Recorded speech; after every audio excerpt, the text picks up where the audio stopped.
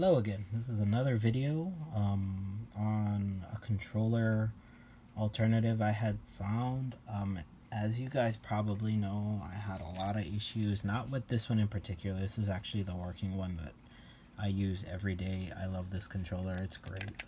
This is a great controller, but I did have another PowerA wireless enhanced controller that had the major issue of the ZL button being held down, and you can't press the ZR button while that's happening. It just does not work. This one, it does. I do like this controller. It's great. It's light. But I was at the mall today. I had taken my daughters to the mall, and I told them they can choose a toy from our local toy store here, and they were super excited, and we just so happened to be walking out when I passed GameStop and decided to go take a look inside. Now, normally I don't buy from GameStop. I don't like their business practices. I don't like the way they treat their employees. And I honestly do not like the way that the corporate office tells the employees to lie to customers. I was never down for that. I had a lot of friends who worked at GameStop that had horror stories from them, talking about how they would pretend like the games are not available even though they have like 20 copies in the back. They would say, oh, we're sorry, we're sold out, but if you come back later, we'll have it in stock, even though the games are available in the back for anybody to purchase. They would do that to try to get them to consider buying other things from the store, which is really I just don't agree with that. But anyways, that's besides the point. So I went into GameStop, decided to look around for a bit. My daughter, she likes to go in there and play with the plushie toys that they have set up.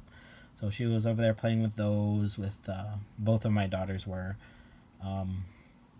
And I just so happened to walk by the Switch accessories, and on a peg that wasn't even labeled was this.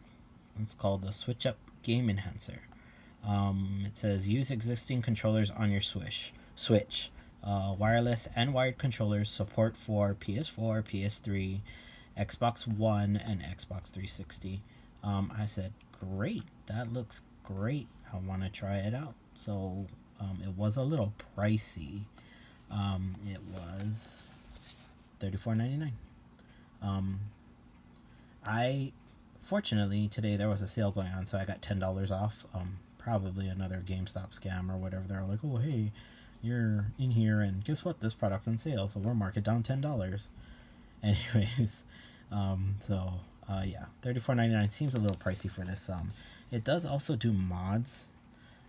Never gonna use it for that. And you don't have to turn these on. From what I understand from the instructions, you don't have to turn these on at all.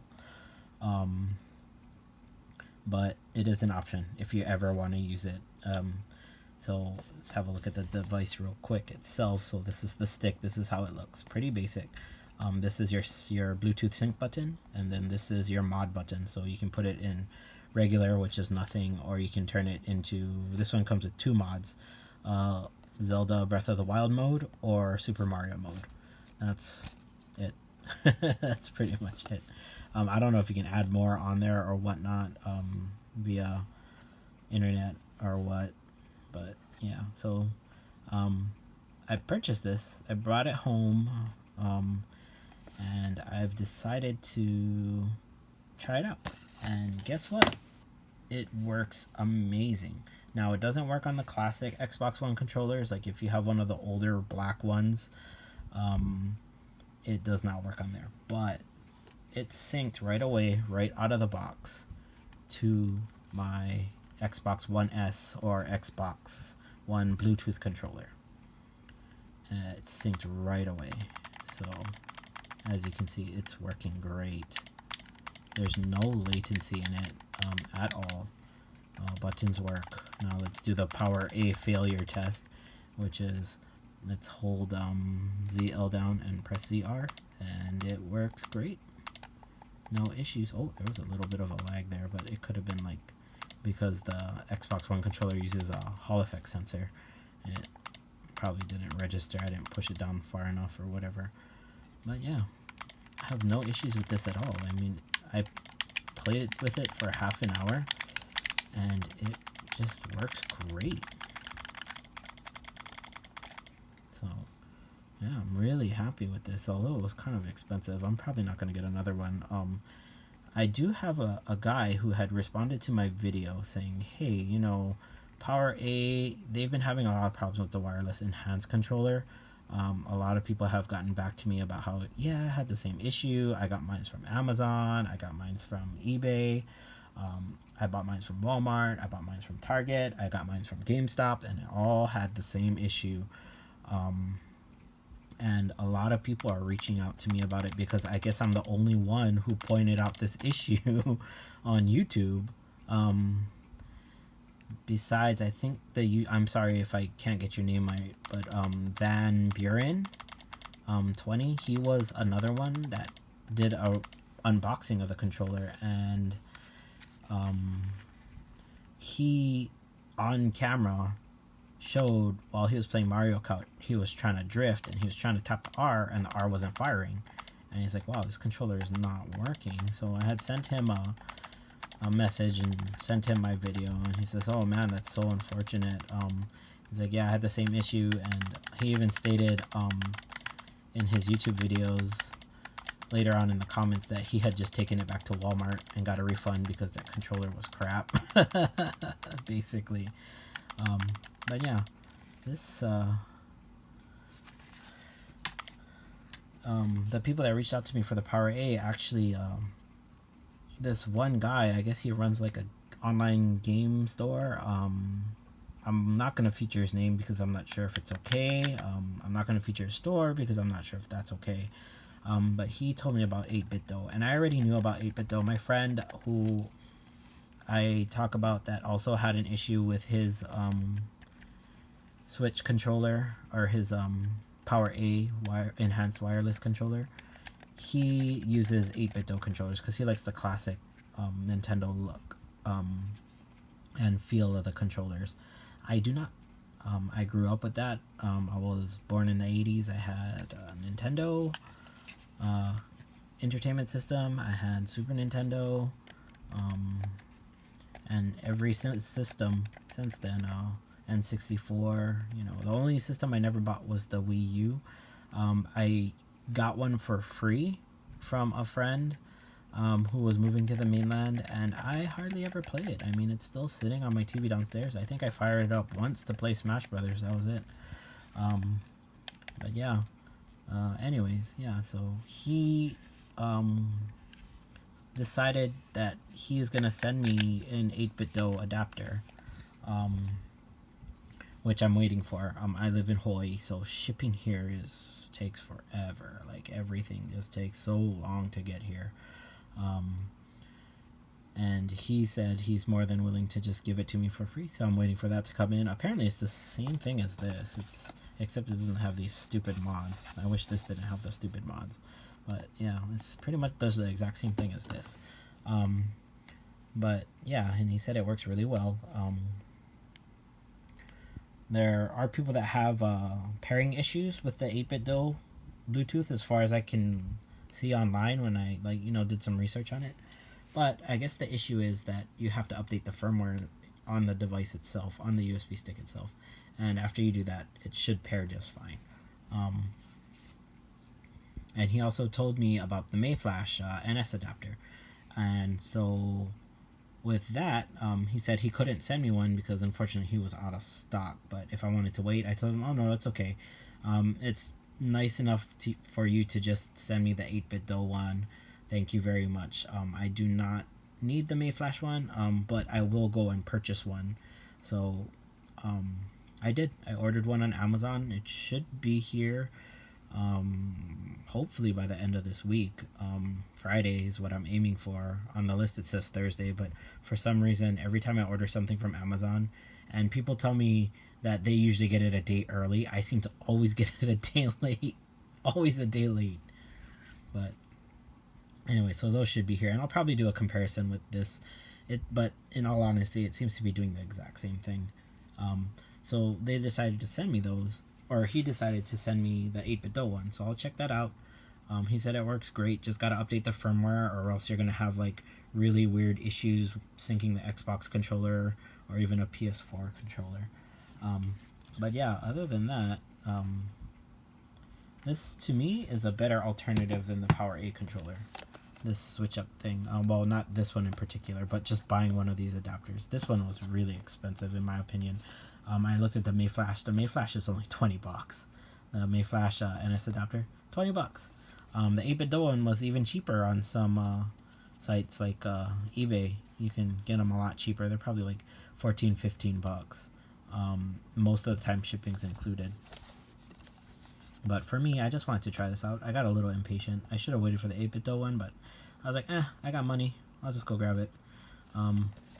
So, yeah, I'm really happy with this. I want to put it through some testing, and maybe you guys might see an angry follow-up video bashing Collective Minds. But yeah, here, let me show you guys the device real quick. So right now it's plugged in to my Switch via USB Type-C connector to my little dock here. So this is it. Pretty basic. So this is the mod button closest to the USB is the mod button, and then this is the Bluetooth sync button. And this is just tells you what player you are. I guess if you have multiple of these, I'm probably not going to buy another one. It's a little too expensive for me to buy more than just one. But I will have an 8BitDo one, and I will have the Mayflash one. So I don't really need to buy anymore. But yeah, I think this thing works wonderful. I wish I could compare this to the other ones, but I think I'll do a video about that later if it's warranted. I mean, it does the same thing, so I might not even make that. I'm not even a YouTuber. I just started doing this because the stupid PowerA controller crapped out on me, and I wanted people to be aware of the issue. I didn't see any videos on YouTube for it, but yeah, just wanted to get that out.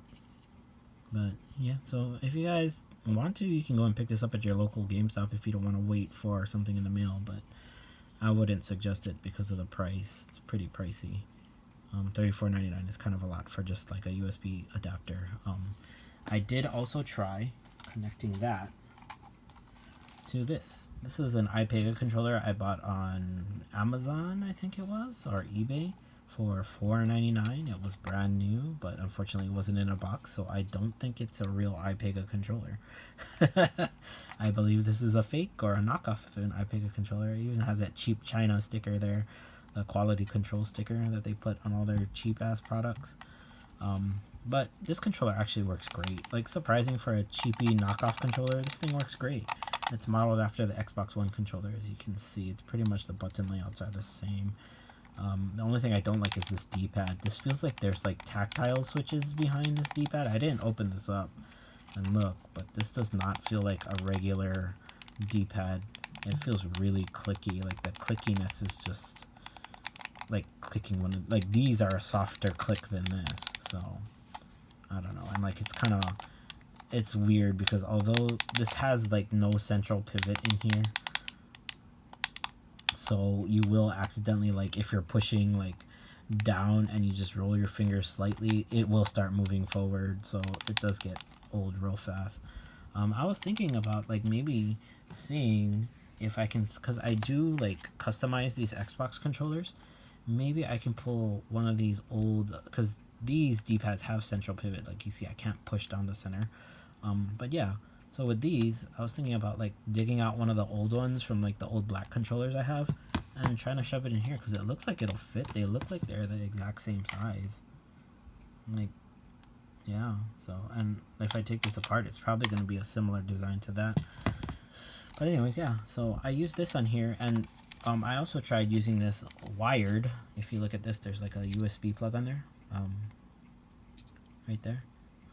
You can actually use this as wired, and you just plug it straight in and plug your USB micro in there and play with it wired, and it runs great. Actually, I was surprised at how well it ran. But yeah, other than that, let me move my Switch out of the way. I think we're done with that. But between these controllers, like the iPega works great. The Xbox One is always going to be my favorite. Like, I love the design of the Xbox One controllers. I know a lot of people don't, but I'm a fan of it. I love it. I hate the PlayStation 4 controller, to be honest. I know people say that one's more comfortable, but I think it's just PS fanboys. I do have a PS4 and I do play PS4, but I don't like their controller layout. Like, I don't like the D-pads like this. I don't like that.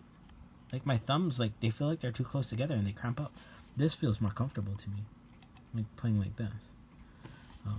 But anyways, yeah. Between these three controllers, of course the Xbox One is always going to be the best quality. It feels the best. It plays the best, actually.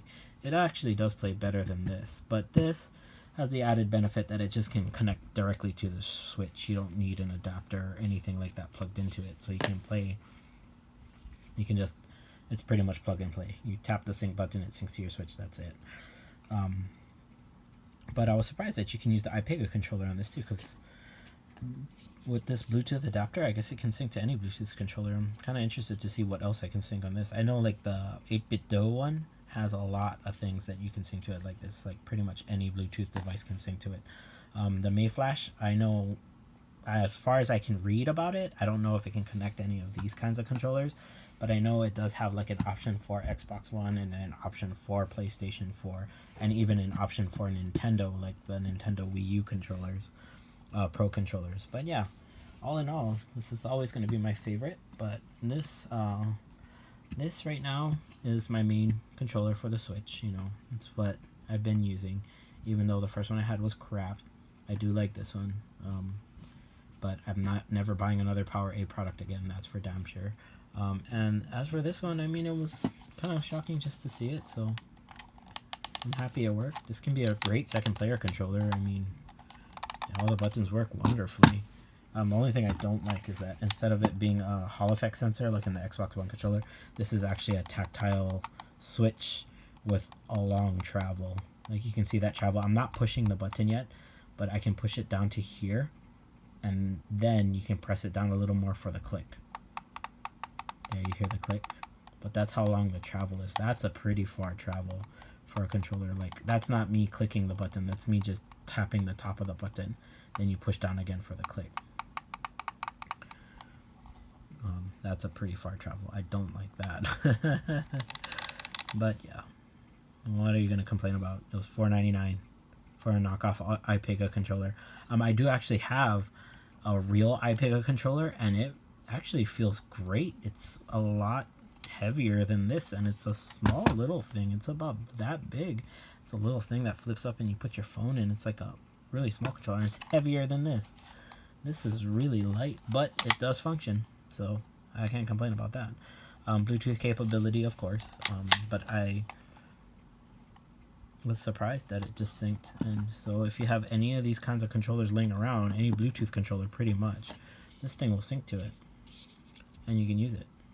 Not worth $34.99 though. Lower your price. Anyways, that's all I'm going to say about this. You guys have a great day.